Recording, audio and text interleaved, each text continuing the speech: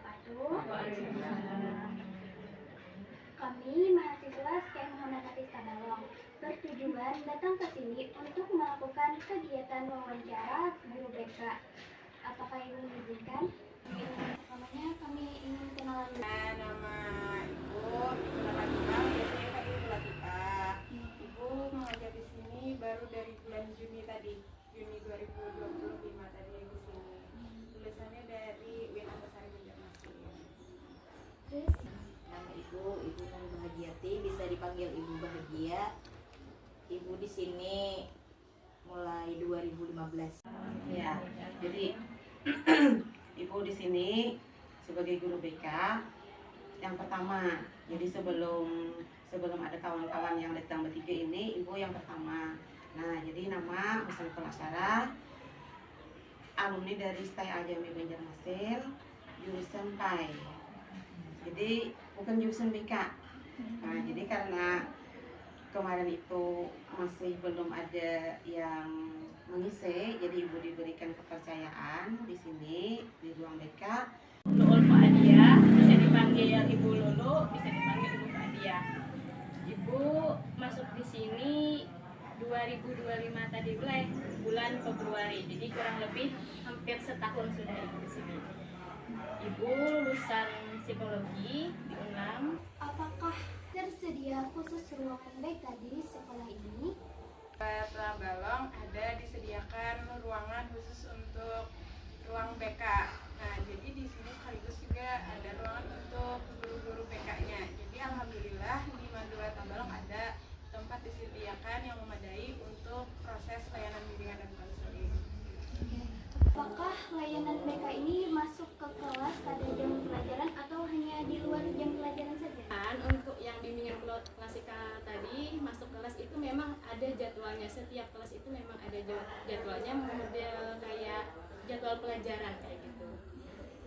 Apakah siswa yang ke BK ini dipanggil atau datang sendiri? Ya, Atau yang keduanya. keduanya.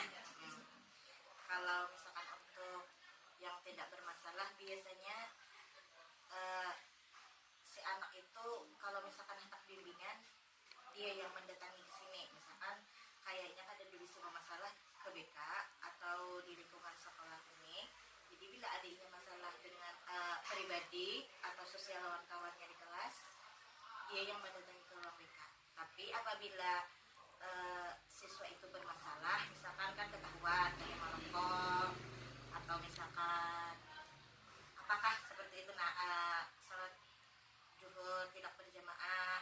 Nah, karena sudah ada datanya, kami panggil ke sini untuk menanyakan.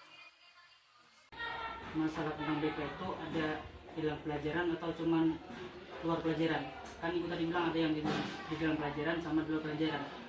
Untuk yang di dalam pelajaran itu apakah menggunakan kurikulum? Kalau untuk di kelas memang kita mengikuti kurikulum yang berlaku. Kalau sekarang kan kurikulum yang diterapkan di madrasah itu KBC, kurikulum berbasis INTA.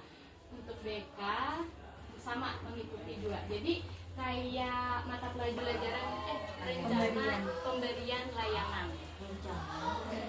Ya loh, rencana pemberian layanan itu loh. Kalau yang lain kan biasanya RPP, kalau kita namanya RPL.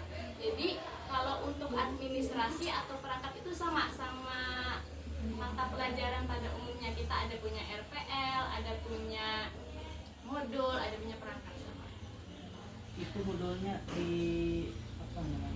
dilaporkan kan setelah di meeting minta laporan untuk di Biasanya memang kayak gitu. Ada kepala sekolah. ini Bu, sama juga kalau misalnya ada anak nih Bu, kan mereka bisa datang ke BK. Apalagi kalau ada anak yang bermasalah itu, kalau misalnya mereka keluar, apakah ada pemulihan dari teman yang lain ketika mereka punya masalah masuk ke BK? Kayak misalnya kan ada anak yang nakal Bu. Nah, anak nakal itu biasanya akan dipanggil ke ruang BK. Ketika di ruang BK itu mereka akan tercoreng, background mereka ada si nakal. Nah, ketika keluar dari BK itu kebanyakan sebagian ada nanti akan temannya membuli, ini nakal nih kata mereka, orangnya susah nih, bisa dijauhi. Itu apakah bisa terjadi seperti itu? Ya, jadi kalau ada siswa yang bermasalah seperti itu, Makanya kita di ruang BK ini ada sejenis ruang tamu, kemudian ada ruangan tertutup. Kita akan lihat permasalahan yang dibawa oleh siswa itu. Kalau ini ringan, hanya sebatas pelanggaran ringan, biasanya kita duduk di sini. Tapi kalau sudah masuk ke pelanggaran berat, hal-hal yang sifatnya berat dan cukup menjadikan beban bagi siswa untuk mempertanggungjawabkan, kita biasanya akan tutup tirai, boleh masuk ke ruang rahasia sini. Nah, setelah itu, kalaupun terjadi ini antar siswa, jadi penyelesaiannya itu kita akan kumpulkan informasi dari sumber-sumber yang berbeda. Setelah itu akan kita rangkum, kita rumuskan ini penemuannya seperti apa.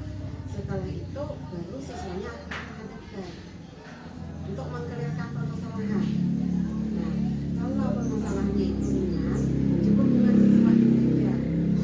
Nah, tapi kalau permasalahannya cukup berat dan harus diketahui oleh orang tua, kita akan koordinasikan dengan lapangan kesiswaan, dengan kepala madrasah untuk tindak lanjutnya. Nah, jadi kalau itu hanya sebatas antar siswa saja, jadi siswa itu harus kita clearkan, membuat pernyataan yang menyebutkan apa pelanggarannya, bagaimana penyelesaian dan konsekuensinya, dan sampai akhirnya mereka itu harus bersalaman di sini. Ya, harus bersalaman di sini, dan sebelum keluar dari ruang BK ini kita akan kunci permasalahan bahwa masalahnya sudah selesai di sini.